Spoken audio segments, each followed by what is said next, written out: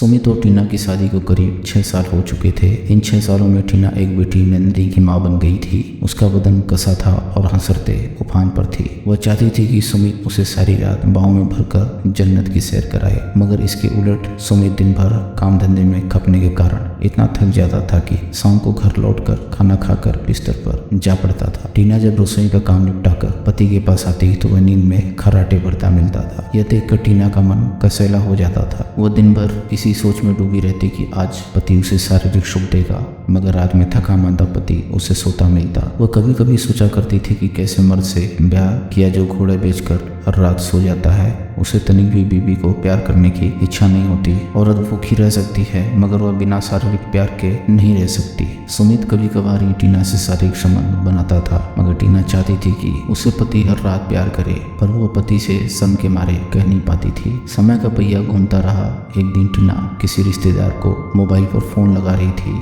3-4 बार घंटी बजने के बाद फोन उठाकर कोई शख्स बोला, हेलो, हाँ जी, आप कौन बोल रहे हैं? टीना ने कहा तो फोन उठाने वाला बोला, आप कौन हैं? मैं तो टीना बोल रही हूँ। टीना जी, मैं प्रहलाद बोल रहा हूँ, कहिए मैं आपकी क्या सेवा करूं? फोन कैसे किया? उस शख्स ने कहा। सुनकर टीना बोली, सॉरी, आपको रॉन्ग नंबर लग गया, मैं कहीं और फोन लगा रही थी। रॉन्ग नंबर लग गया तो कोई बात नहीं, हम दोस्त तो बन ही सकते हैं। फोन पर बात करके अच्छा लगा, वैसे आपकी आवाज़ बड़ी मीठी और प्यारी है। प्रहलाद बोला, तारीफ के लिए शुक्रिया, वैसे बातें आप भी बड़ी प्यारी करते हैं। मैं नंबर सेव कर लेती हूँ, फुर्सत में बात करते हैं। ओके, मैं भी आपका नंबर सेव कर लेता हूँ, प्रहलाद बोला। टीना ने फोन कट कर दी।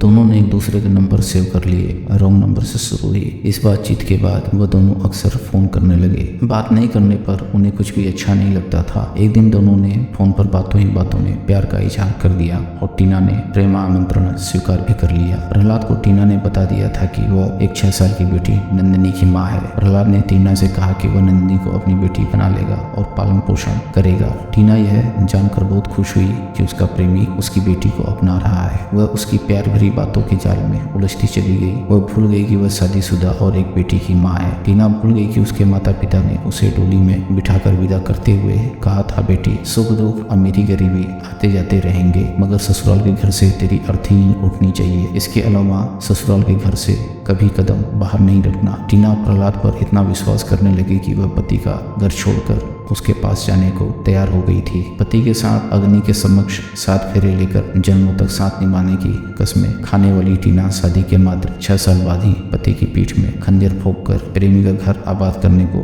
उतावली हो रही थी। सुमित को भी तो अपने काम धंधे से ही फुर्सत नहीं थी। उसे पता ही नहीं था कि जिसकी खुशी के लिए वह मेहनत मजदूरी करता है उसे किसी तरह की परेशानी नहीं हो, लेकिन वो बीवी किसी के मर्द को अपना बना चुकी थी और वह घर से फूट होने वाली थी। सुमित तो सोचता था कि टीना उसके साथ खुश है। वह उसकी खुशी के लिए क्या कुछ नहीं करता था, लेकिन वो उससे खुश नहीं थी क्योंकि वह शारीरिक जरूरत को नहीं समझता था। इसलिए वह अपने पति को पसंद नहीं करती थी, मगर लोक लाज के कारण वह उससे ढो रही थी।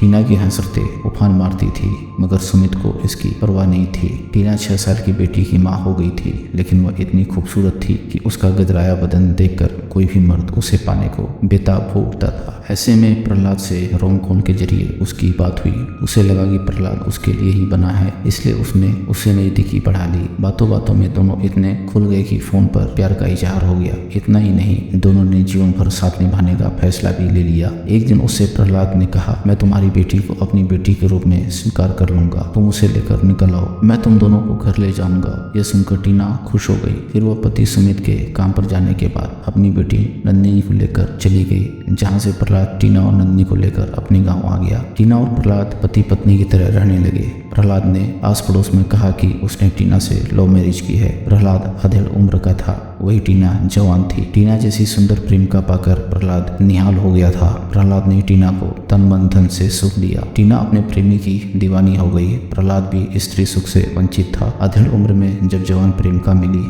तो वह रोजाना अपनी हसरतें पूरी करता। दोनों मौज मस्ती के दिन गुजार रहे थे। एक शाम नंदिनी सीढ़ियों से गिरकर घायल हो गई। अगले दिन नंदिनी को प्रहलाद और टीना अस्पताल ले गए। डॉक्टर ने नंदिनी को देखकर दूसरे अस्पताल ले जाने को कहा। इस पर प्रहलाद व टीना नंदिनी को घर ले आए। प्रहलाद ने टीना से कहा, टीना अगर नंदिनी को दूसरे अस्पताल ले जाएंगे तो लाखों रुपए इलाज में खर्च होंगे, इसके बाद भी क्या पता नंदिनी बचेगी नहीं। ऐसा करते हैं कि पैसा बचाने के लिए नंदिनी को ही मार डालते हैं। सुनकर माँ की ममता पसीजने के बजाय बोली, सही कह रहे हैं आप, वैसे भी सुमित के खून को हम तुम क्यों पाले पोसे। उसी रात नंदिनी को सोते हुए साल से मुंह दबाकर टीना और प्रहलाद ने मार डाला। दोस्तों अगर आपको कहानी पसंद आ रही हो तो वीडियो को लाइक करें और चैनल को सब्सक्राइब करें। हम ऐसी मजेदार कहानियां आपके लिए लाते रहेंगे।